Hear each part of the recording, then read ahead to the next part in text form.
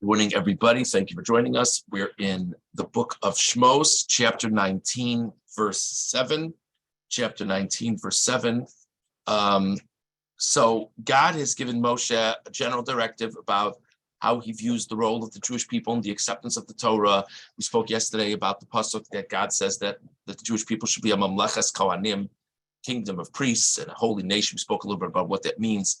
And now, verse 7, Vayavo Moshe, Vayikra l'seknei ha'am. Moshe came, he called to the elders, Vayasam l'fnehem eis kol hadvarim ha'el asher tzivo Hashem. And he placed before the elders everything that God had just said. Verse 8, Vayanu cholam yachdav vayomru, and all of the nation responded as one and said, Kol asher diber Hashem naseh. Whatever God said, we will do. Don't worry, it's not a typo. Nishma is not here. In other words, people get very confused. Actually, Nasa Nishma is actually the Parsha of Mishpatim. But in any event, they said everything that we will do. We will do everything God said. But Yashav Moshe es divrei Amel Hashem. And Moshe brought back the words of the people to God. Now, this is just interesting. If you look closely at verse 7, Moshe didn't bring this message to the people. Moshe brought this message to the elders. Why did he bring it to the elders and not the people? And then to whatever extent he brought it to the elders, who responded to Moshe? The people. So it's a little confusing. What's going on exactly? So Urachayim on Pasuk Zayin, Vayikra l'ziknei ha'am, Hinei nischakim Rabbeinu alav hashalom b'shlichuso la'asosa b'isponenus. Moshe was very thought out as to how he was doing this. Ki yorei ufachad levavo. Moshe was very concerned. Dilma tera takala b'davar. Maybe something will happen that will be off. Shutach l'sakol vikar olam. This is a real important cell right now. I mean, this is the acceptance of the Torah. This is the primary thing of the world. This has to happen. So it's got to go smooth.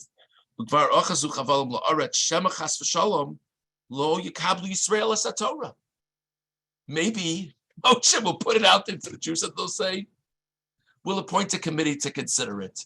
Or maybe they'll just say, no. I mean, like what? And then it's all over. By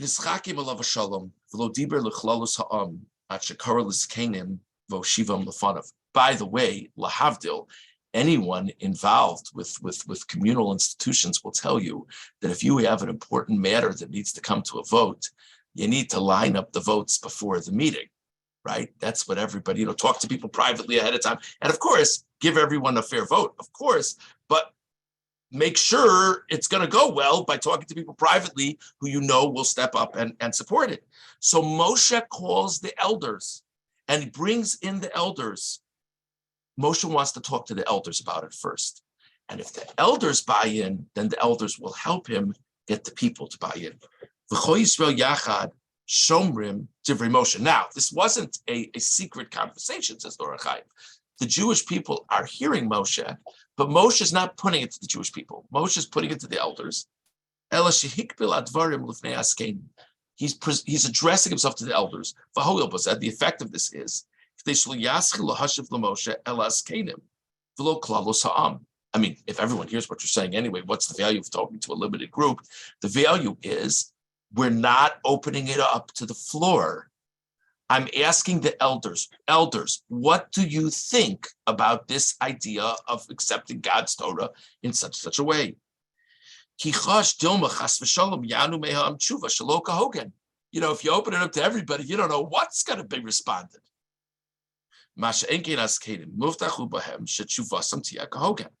So the plan that Moshe has is once the elders respond appropriately, that will be an honor and what a schos, etc. Then the people will follow suit because they trust the elders.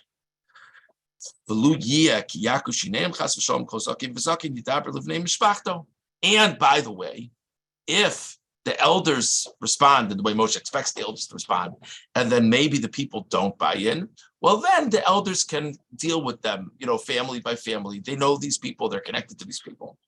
So again,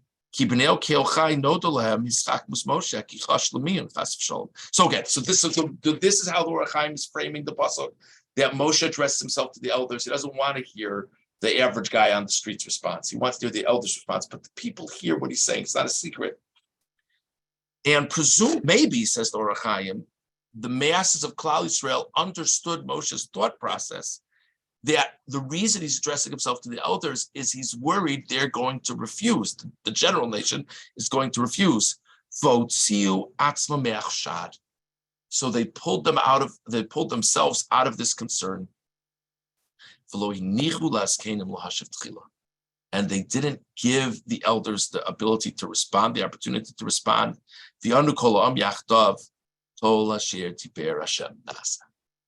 So he presented to the elders, and before the elders could even answer, all of the people together, that's what it says in verse 8, all of the people just said, we're going to do whatever God says. Moshe, nothing to worry about. You don't have to get the elders to convince us. You don't have to have us hear the elders' response. And then it's a very beautiful picture when you're thinking about it the way the Or HaChaim is presenting it. Midatenu hashlema, that we absolutely want to do this. Uvirtzonenu hapashut, and this is just what we want. V'lo kadma tshuvas haskenim tshuvas kolam Hashem. The elders didn't even get a chance to respond. In this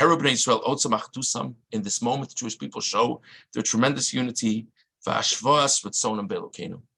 and the equality of their great will in serving God. Kishishim ribo amru b'ashva dibur echad. 600,000 people are all standing there, and they all say, Yachtav, as one, will do it. Nobody delayed. Nobody hesitated. They all responded. A little bit further, famous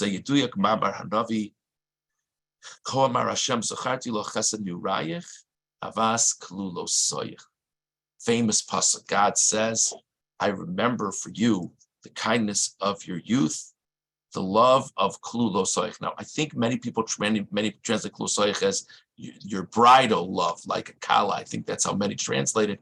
But the Or HaChaim is saying something else. Perish, omro klu lo soich, hu tshuvasam.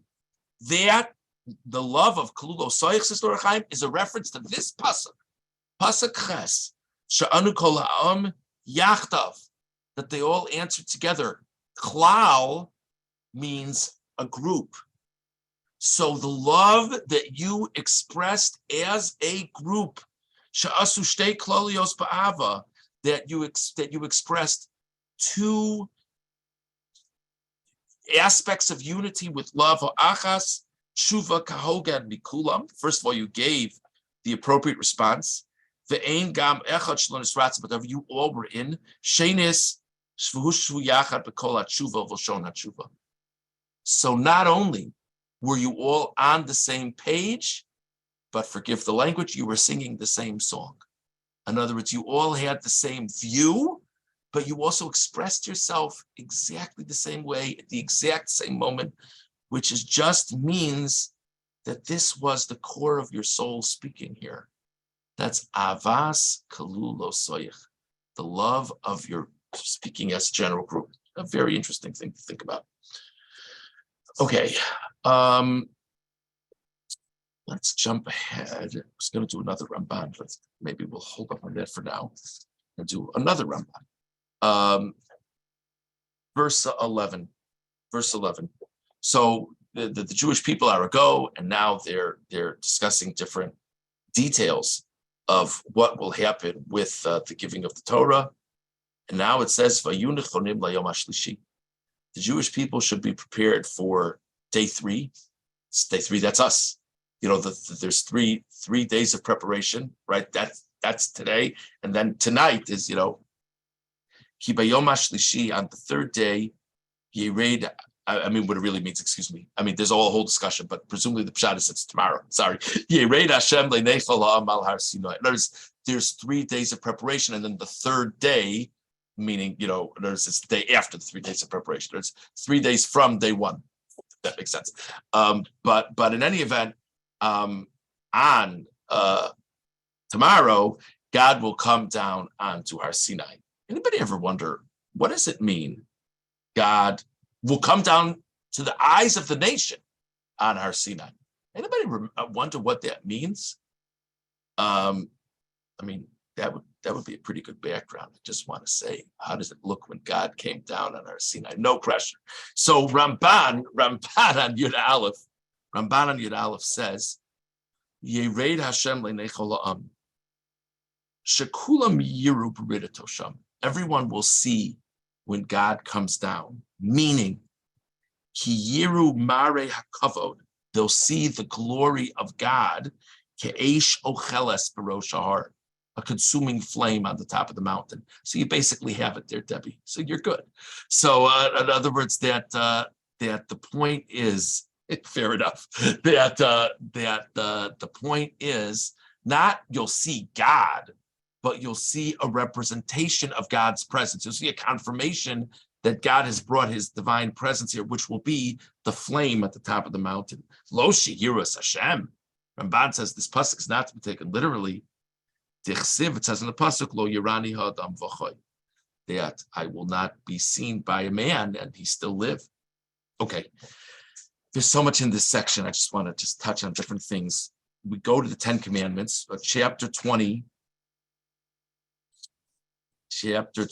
and we'll go to verse 2. God says, yeah, I understand. Chapter 20, verse 2. Anochi Hashem Elokecha. I am Hashem, your God. Asher hotzeisecha me'eretz Mitzrayim b'beis avotim. That I took you out of Egypt from the house of slaves. And then the next commandment, of course, is Lo yeh lecha Elohim achirim al panai. You shouldn't have any other gods in my presence. Let's go to the Ramban. Just an interesting observation about the mitzvah of Anochi. It's the Ramban on Pasuk Beis. It's probably around the middle, maybe 3/4 of the way through the Ramban on Pasuk Beis. It's probably around 30 lines in. And he says this mitzvah of Anochi Hashem Elokecha is zu a mitzvah tikore b'divrei Rabbeinu Kabbalas Malchus Shamayim. This mitzvah of I am Hashem your God is what we refer to as the acceptance of the yoke of heaven.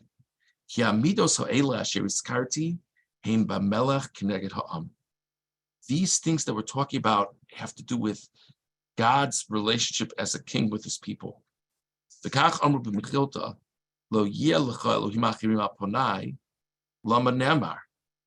mean, if it says I'm Hashem your God, why does it have to say don't have other gods?